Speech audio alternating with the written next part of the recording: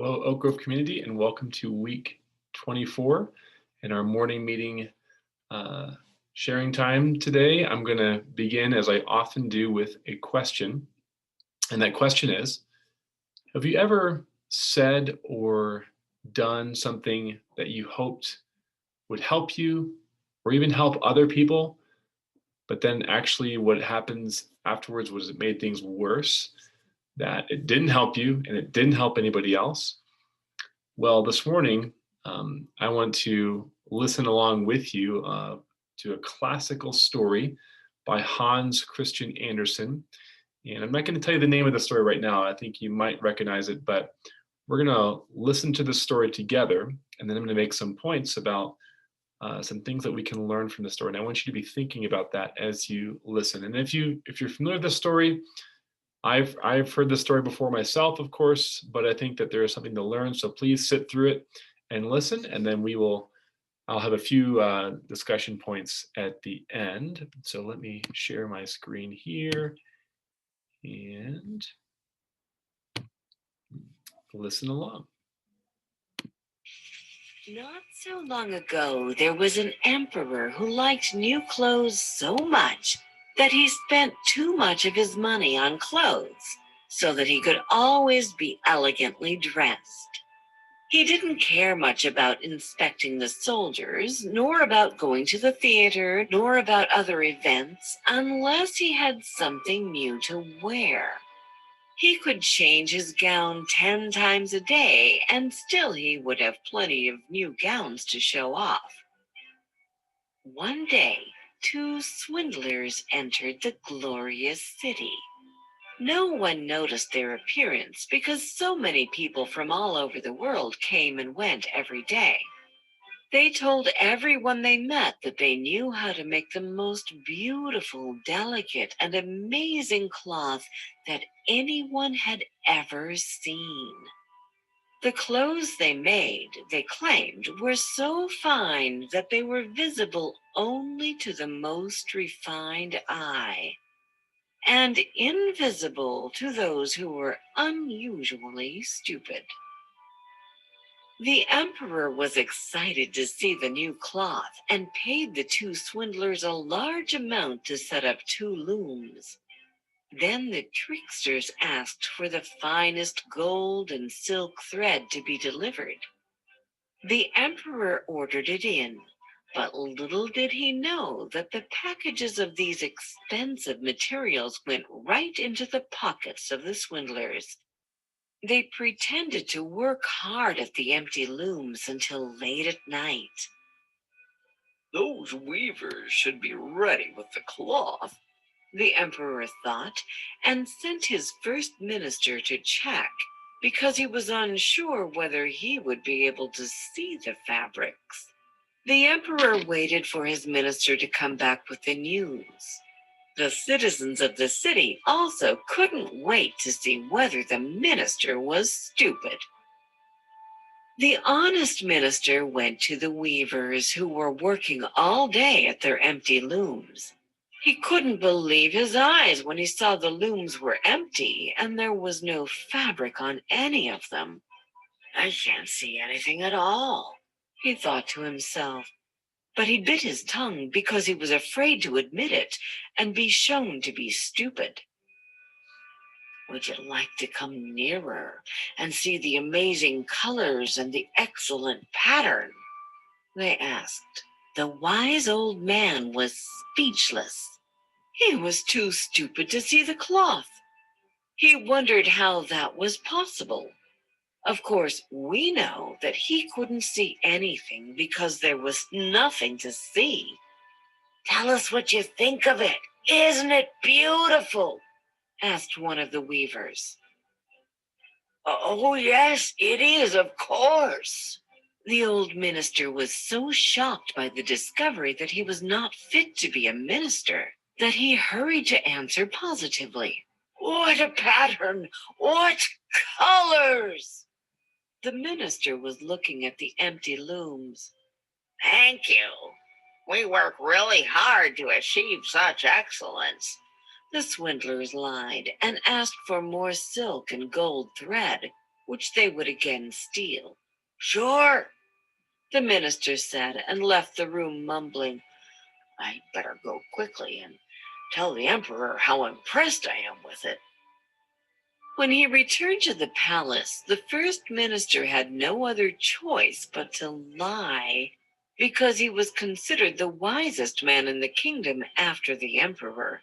He couldn't admit that he hadn't seen anything, and so he said that he loved the cloth, but it wasn't quite ready yet.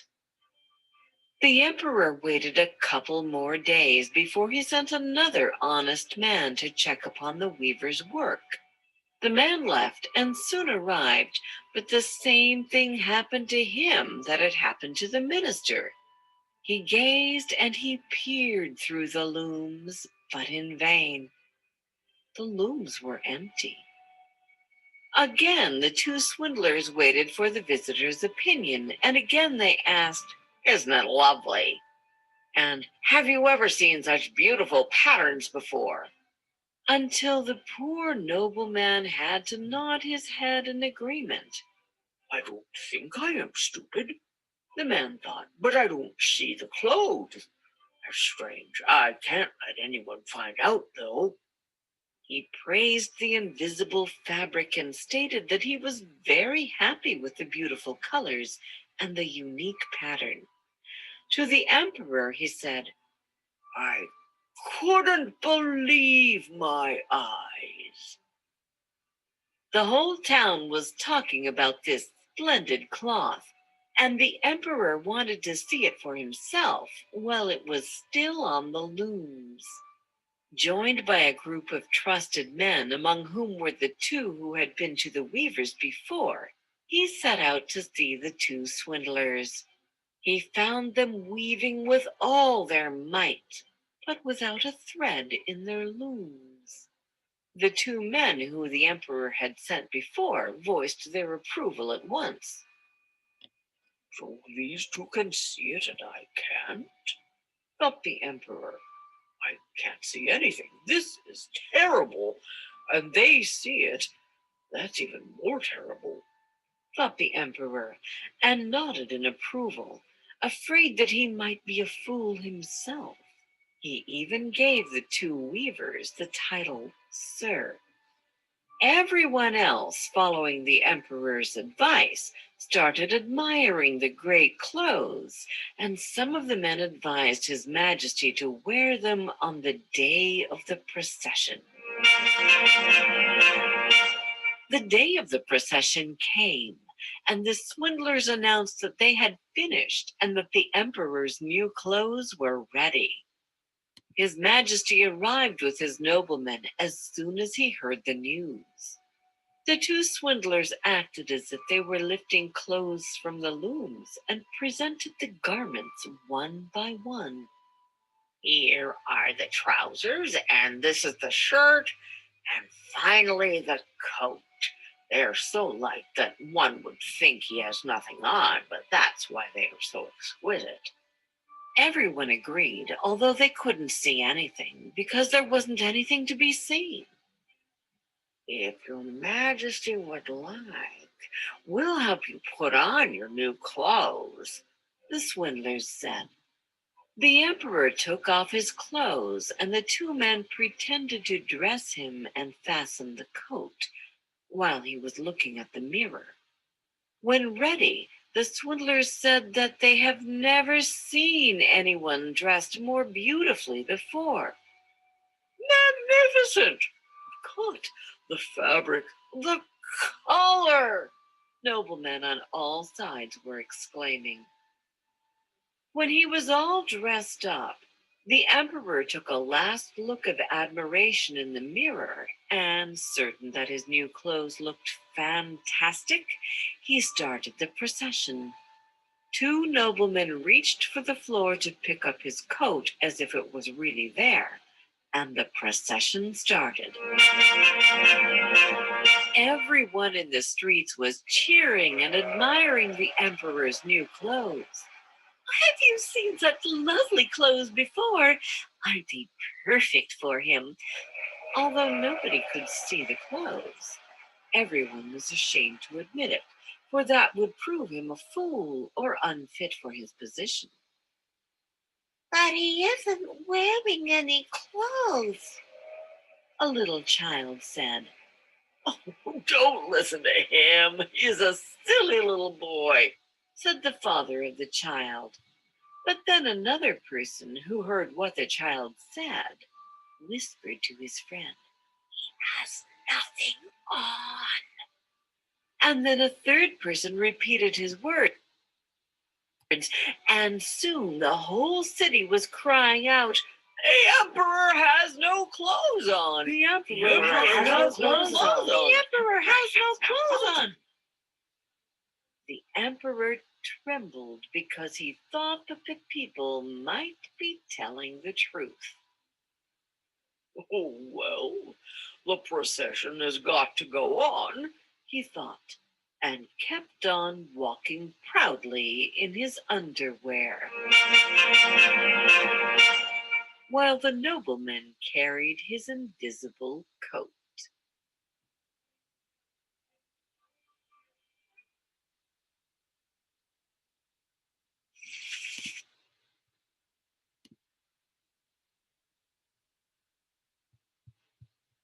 Okay, so in this story, obviously there are many things to this story. I hope you enjoyed it as much as I did. Certainly, there are many lessons that can be learned, but I want to focus on just one in particular. And to focus that lesson, I want to ask you some further questions. What was the problem with the emperor? What was the problem with the two noble, honest men? What was the problem with the crowd that was watching the procession? I believe in a way they all had the same problem. All of them were trying to protect their image and protect their reputation. And they were so concerned about that they were even willing to be fools and lie to protect it.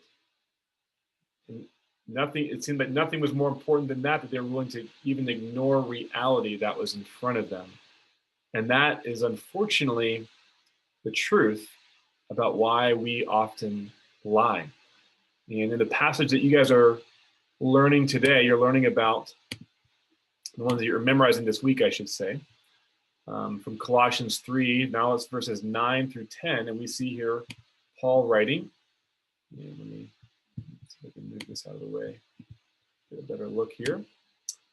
Paul says, he writes to the church, and this is God's word to us, do not lie to one another, seeing that you have put off the old self with its practices, and have put on the new self, which is being renewed in knowledge after the image of its creator. As followers of Christ, as children of the King of Kings, we are called to a new identity, and that includes being truthful.